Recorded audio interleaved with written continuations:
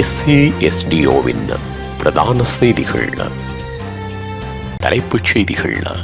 யாழ் பல்கலை துணைவேந்தர் உட்பட 14 பேருக்கு எதிராக வழக்கு. ரகித ராயபக்சாவுக்காக 150 சட்ட தடைகள். போலீசாருக்கு சவால் விடுத்த போதைப் பொருள் கடத்தக்காரர். புலம்பெயர்ந்தோருக்கு எதிராக போராட்டம், 900க்கும் மேற்பட்டோர் கைது. தொடர்பன விரிவான செய்திகள். யாழ் பல்கலைக்கழக முன்னாள் கலை பீடாதிபதி சிவசுப்பிரமணியம் ரகுராம் தன் மீது அவதூறு பரப்பப்பட்டதாக தெரிவித்து 14 பேருக்கு எதிராக வழக்கு தாக்கல் செய்துள்ளார். யாழ்ப்பாண பல்கலைக்கழக துணைவேந்தர் முன்னாள் மாணவிகள் முகப்புத்தகம், டிக்டாக் மற்றும் யூடியூப் சமூக வலைதளங்களில் கருத்து வெளியிட்டுள்ள 14 பேருக்கு எதிராக நிகழ்நிலை காப்பு சட்டத்தின் கீழ் குறித்த வழக்கு தொடரப்பட்டுள்ளது.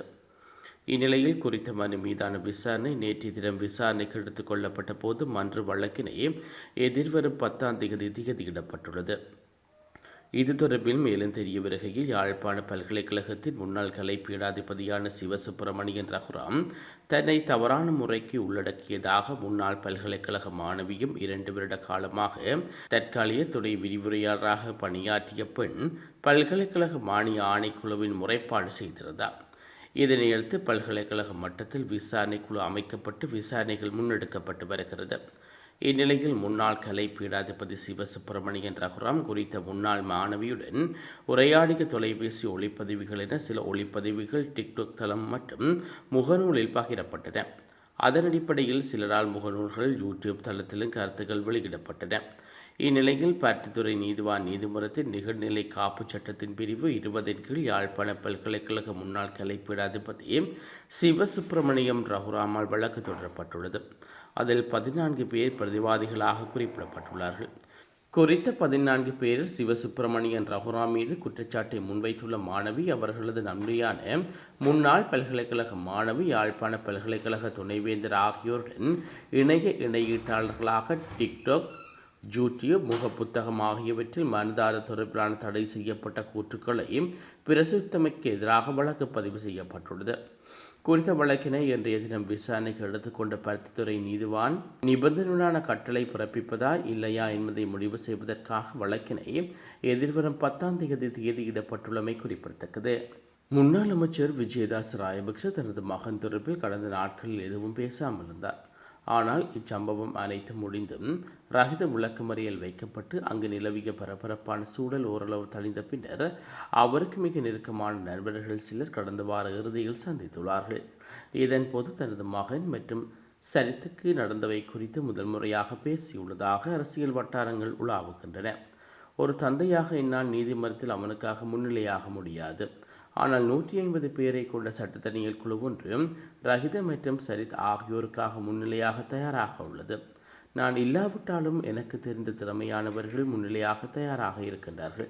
எனவே எதிர்கால நீதிமன்ற விசாரணையின் போது உங்களுக்கு தெரிந்து கொள்ளக்கூடியதாக இருக்கும் உண்மையில் அங்கு என்ன நடக்கிறது என விஜயதாச ராயபக்ச அவரிடம் தெரிவித்துள்ளார். அவர் மேலும் குறிப்பிட்டுள்ள சில விடயங்கள், நான் அரசாங்கத்துடன் இணையப் போவதாகவும் நீதித்துறை தொடர்பான ஏதோ ஒரு பதவி வழங்கப்பட்டுள்ளதாகவும் கடந்த காலத்தில் ஒரு பேச்சு அடிபட்டது. அவை அனைத்தும் பொய்க்கதைகளாகும். அரசாங்க தரப்பில் அவ்வாறான எண்ணம் இருந்ததா என்று தெரியவில்லை. ஆனால் எனது மனதில் அப்படி எந்த எண்ணமும் இருக்கவில்லை. எனவே என்னை அரசாங்கத்துக்கு இழுக்க முயன்று அது தோல்வியடைந்ததால் தான் எனது மகனை இவ்வாறான ஒரு சம்பவத்தில் சிக்க வைத்துள்ளதாக சிலர் கூறினார்கள். ஆனால் நான் அவற்றை நம்பவில்லை. எனக்கு தெரிந்த வகையில் சமூகத்தில் தற்போது நிலவும் பிரச்சனைகளை மூடி மறைப்பதற்காக யாராவது ஊழல் சம்பவத்துடன் தொடர்புபடுத்தி வெளியில் கொண்டு வந்ததால் ஒரு பரபரப்பு ஏற்படும் அல்லவா? அதன் மூலம் அந்த பிரச்சனைகள் மூடி மறைக்கலாம் என்பதற்காக இது செய்யப்பட்டிருக்கலாம் என நான் நினைக்கிறேன் என்று விஜயதாச ராயபக்ச தனது பேச்சில் குறிப்பிட்டுள்ளார். நீண்ட காலமாக கெரோயின் போதைப்பொருள் விநியோகத்தில் ஈடுபட்டு வந்த பிரதான கடத்தக்காரர் அம்பாறை கோட்ட குற்றப்புலனாய்வு பிரிவினால் இன்று கைது செய்யப்பட்டுள்ளார். உகன 21 திஸ்ஸபுர கிராமத்தில் உள்ள அவரது வீட்டிலேயே சதுரங்க வீட்டை அரங்கேறியுள்ளது. கைது செய்யப்பட்ட சந்தேக நபர் சுமார் 1 வருடத்துக்கு மேலாக உகன போலீஸ் நிலையத்துக்கு மிக அருகாமையிலேயே இந்த போதைப்பொருள் வியாபாரத்தை நடத்தி வந்துள்ளார். தனது வீட்டைச் சுற்றி சிசிடிவி கேமராக்கள் மற்றும் விசேட விளக்குகளை பொருத்தி போலீசாரின் நடமாட்டத்தை அவர் கண்காணித்து வந்துள்ளார். போலீசார் சோதனையிட வரும்போதெல்லாம் அவருக்கு ஆதரவாக செயற்பட சில ஊழல் அதிகாரிகளும் அல்லது வெளியிலும் இந்த உளவாளிகளும் முன்கூட்டியே தகவல் கிடைத்து விட்டுவதால் அவர் தப்பியோடி விடுவதை வழக்கமாக கொண்டிருந்தார்.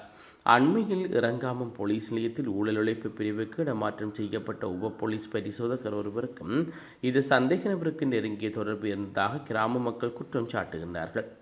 உகன போலீஸ் நிலையத்தில் முன்னாள் பொறுப்பதிகாரி லங்காதேவ் மற்றும் தற்போதைய பிரதம போலீஸ் பரிசோதகர் சுமித் குணவர்த்தன் ஆகியோர் மேற்கொண்ட முந்தைய சோதனைகள் தோல்வியடைவதற்கும் இந்த உள்ளக தகவல் கசிவே முக்கிய காரணமாகவும் இருந்துள்ளது.